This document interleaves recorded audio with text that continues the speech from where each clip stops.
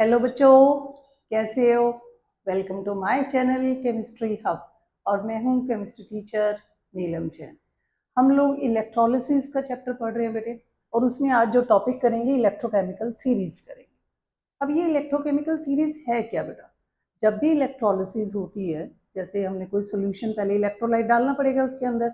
अब electricity pass करते ही वो आयंस सेपरेट हो जाते हैं, कैटायन अलग हो जाते हैं, एनायन अलग हो जाते हैं। अब वो कैटायन एनायन जो भी बने, मान लो कि उसमें दो तरह के पॉजिटिव कैटायन बन गए, दो तरह के नेगेटिव कैटायन बन गए, तो हमें प्रोडक्ट क्या मिलेगा? कौन सा कैटायन कैथोड के ऊपर जाएगा, कौन सा एनायन एनोड के ऊपर जाएगा, ये सारा आज हमने डिटेल करना है। तो इसमें एक मेटल से रिलेटेड सीरीज होगी और एक नॉन मेटल से रिलेटेड सीरीज होगी। तो इलेक्ट्रोकेमिकल सीरीज बेसिकली है क्या बेटा? देखो डेफिनेशन यहाँ लिखी है मैंने। Depending on the ease with which the elements lose और गेन इलेक्ट्रॉन। अभी तक मैं यहाँ नहीं बता रही हूँ कि वो मेटल है कि नॉन मेटल है, दोनों हो सकते हैं। तो हमने कॉमन ले लिया लूज और gain electron to form the ions. पहले तो वो आयंस बनाएंगे, कौन जल्दी से आयन बनाएगा, कौन धीरे से आयन बनाएगा, लेट बनाएगा मतलब। And they are arranged in vertical column. फिर हमने उनको एक वर्टिकल कॉलम में अरेंज कर दिया। उस पूरी वर्टिकल कॉलम को हम बोलते हैं इलेक्ट्रोकेमिकल सीरीज बना दी। अब जैसे मैंने दो सीरीज बनाई है, एक मेटल के लिए इलेक्ट्रोपॉजिटिव सीरीज बोलते हैं, क्योंकि इसमें जब एलिमेंट या मेटल इलेक्ट्रॉन लूज करेगा तो वो पॉजिटिव आयन बनाएगा। जैसे सबसे टॉप पे कौन है, बहुत आसानी से आयन कौन बनाता है?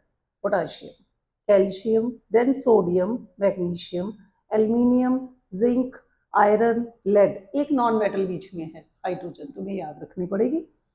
Copper, mercury and silver. ये सारा बेटे ये सीरीज के ऊपर मैंने एक वीडियो बनाई हुई है। जिन बच्चों को ये सीरीज मुश्किल लगती है वो इलेक्ट्रोकेमिकल सीरीज याद कर लेना वीडियो को देख के। अब इसमें एक स्टोरी मैंने उस वक्त भी बताई थी। पंजाब सिंध बैंक के मैनेजर ने कहा, ये तूने जिंटल की गोली खाई?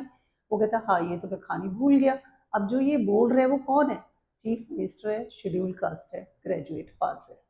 इससे ये सारी सीरीज याद हो जाती है, क्योंकि इसमें कुछ मेटल्स कट किए हुए हैं। जो हमने इलेक्ट्रोकेमिकल सीरीज की थी ना, उसमें और भी ज़्यादा मेटल थी। तो ये सीरीज वो याद कर लोगे तो ये आसान हो जाएगा तुम्हारे लिए। अब इस केस में देखो, पोटाशियम ने इलेक्ट्रॉन लूज बहुत आसानी से करनी है, पर ये गेन नहीं करता। गेन करे करके ही वो अपने आप को डिस्चार्ज कर सकता है। मतलब इसके ऊपर आयन के ऊपर चार्ज है, ये जल्दी अपना चार्ज खत्म करेगा कि नहीं करेगा? इलेक्ट्रोलिसिस में तो यही है बेटा। हमने पहले सोल्यूशन को तोड़ दिया, फिर हमने उसके अंदर देखना है कि वो अपना चार्ज खत्म करेगा कि नहीं करेगा, उसको बोलते हैं डिस्चार्ज होगा कि नहीं होगा।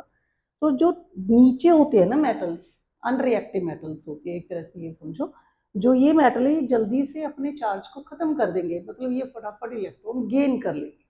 और ऊपर जितना जाओगे इनका गेन करने की टेंडेंसी कम होती है, रादर ये लूज करते हैं इलेक्ट्रॉन। ठीक है, तो ये होगी तुम्हारी इलेक्ट्रो पॉजिटिव सीरीज।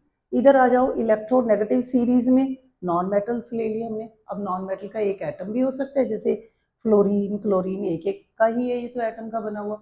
और ग्रुप ऑफ एटम भी हो सकते हैं। ग्रुप ऑफ एटम का मतलब SO4, सारा कुछ नॉन मेटल है इसमें। NO3, ये भी नॉन मेटल है। तो ये इनमें भी क्या होगा, नॉन मेटल ने तो हमेशा इलेक्ट्रॉन गेन करने हैं। अब यहाँ गेन कर चुके हैं, देखो ये सारे के सारे, तभी नेगेटिव चार्ज आया। अब चार्ज को खत्म करना है, इन्होंने भी डिस्चार्ज करना है। इलेक्ट्रोलिसिस में तो डिस्चार्ज ही करना होता है। तो जो नीचे हमने लिखे है ना, वो सारे जल्दी से अपने आप को डिस्चार्ज कर देते हैं। अब इसमें लास्ट में हम एक और मेटल भी लिख सकते हैं, कॉपर। देखो ये मेटल होने के बावजूद हम इसको इस साइड लेके आए। वो सारा एक और अलग से वीडियो बनाऊंगी, जिसमें अब हम ये देखेंगे कि अलग अलग अगर दो नॉन मेटल है तो कौन जल्दी लूज करेगा, दो मेटल है। अब मैं यहाँ पे बताती हूँ तुम्हें।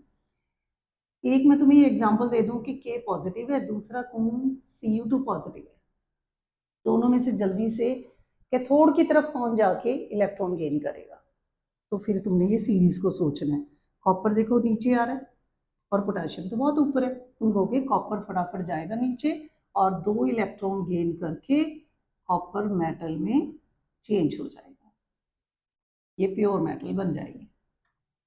इसी तरह अगर हम ले Ag पॉजिटिव है हमारे पास और एक हमारे पास है H, ये तुम्हारी बुक में एग्जांपल दी हुई है H पॉजिटिव।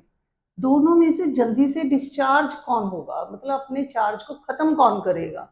Ag खत्म करेगा कि H पॉजिटिव खत्म करेगा? अब तुम इस सीरीज को देखो, H तो ऊपर है बेटा, Ag नीचे है, तो Ag अपने आप को पहले डिस्चार्ज कर देगा। Ag पॉजिटिव कैथोड पे जाएगा, एक इलेक्ट्रॉन गेन करके Ag मेटल में कन्वर्ट हो जाएगा।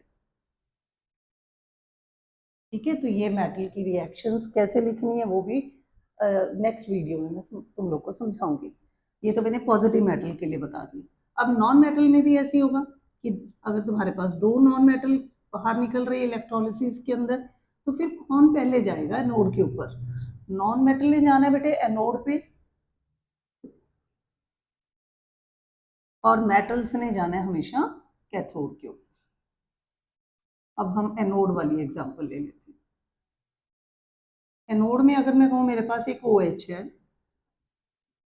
और एक SO4 है, दोनों ही नॉन मेटल है हमारे पास, कौन जल्दी से अपना चार्ज खत्म करेगा? वो फिर इस सीरीज को दिमाग में रखना है अपने। और नीचे OH काफी नीचे है ना, तो OH पहले जाएगा। अब OH की रिएक्शन देखो, बहुत इंपॉर्टेंट है, एक बार याद कर लोगे। एक OH है, उसके ऊपर एक नेगेटिव चार्ज है, इसने एक इलेक्ट्रॉन लूज करना है और OH न्यूट्रल में कन्वर्ट हो जाएगा। अब हमें इस पूरी इक्वेशन को 4 से मल्टीप्लाई करना है, क्योंकि 4 4 4 सारा कर देते हैं। तो अपने पास आ गए 4 OH नेगेटिव आयन, इन्होंने 4 इलेक्ट्रॉन निकाले, 4 OH बने। अब जो ये 4 OH बने ना, इसको तुम्हारी बुक में ऐसे करके दो दो OH दे दिए, ये 2 OH है और दूसरे फिर 2 OH जब कंबाइन होंगे तो वाटर बनेंगे। एक तो 2 मॉलिक्यूल वाटर का होगा और साथ में ऑक्सीजन गैस रिलीज होगी। अब देखो, जब तुम्हारे पास कोई इलेक्ट्रोलिसिस का क्वेश्चन आता है कि उसके अंदर, क्योंकि इलेक्ट्रोलिसिस करते हुए बेटा या तो हम मोल्टन कंडीशन में इलेक्ट्रोलाइट लेंगे या एक्वस कंडीशन में लेंगे। तो जब एक्वस कंडीशन में लोगे तो पानी वाला तो कंसेप्ट आएगा ही आएगा। उस केस में हमें ये रिएक्शन याद करनी है कि जब भी पानी होगा वहाँ पे तो OH आयन तो बनेंगे ही बनेंगे। वो OH आयन फिर अपने आप को न्यूट्रलाइज कैसे करेंगे, अपने चार्ज को कैसे खत्म करेंगे? उसके लिए ये रिएक्शन है कि एक OH के ऊपर नेगेटिव चार्ज है 1, तो एक इलेक्ट्रॉन लूज करके वो OH बना देगा। अब इस इक्वेशन को सारे को कैसे बैलेंस करेंगे हम लोग? 4 से मल्टीप्लाई कर दो, तो ये 4 OH नेगेटिव आयन हो गए, 4 उन्होंने मिलके इलेक्ट्रॉन लूज कर दिए और बना अपने पास 4 OH। अब 4 OH जब रिएक्ट करती है तो वहाँ पे आपस में कैसे कंबाइन होंगे कि 2 वाटर मॉलिक्यूल्स बन जाएंगे और साथ में ऑक्सीजन गैस रिलीज होगी। तो जब भी कहीं पे भी आगे जब एग्जाम्पल्स हम पूरा डिटेल करेंगे वहाँ तुम्हें समझाऊंगी कि एनोड के ऊपर कौन सी गैस बनती है, तो तुम कहोगे ऑक्सीजन गैस बनती है, क्योंकि वाटर ने वहाँ पे ब्रेक होना है। ठीक है, तो ये सारी सीरीज को अच्छे से समझो, याद करो। नेक्स्ट वीडियो जो मैं अभी बनाने लगी हूँ उसमें होगा कि जो ये हमने अभी केस किया कि OH और SO4 2 नेगेटिव दोनों पड़े हैं वहाँ पे, कौन जल्दी से रिलीज होगा, कौन अपने चार्ज को खत्म करेगा, तो वो कुछ फैक्टर्स के ऊपर डिपेंड करते हैं ना। तो नेक्स्ट वीडियो में मैं वो फैक्टर्स करवाऊंगी। तो ये वीडियो ध्यान से देखो, इसको समझो, कोई डाउट आए तो कमेंट बॉक्स में लिखना, और वीडियो अच्छी लगी तो इसको लाइक करो, शेयर करो, सब्सक्राइब करो। Thank you.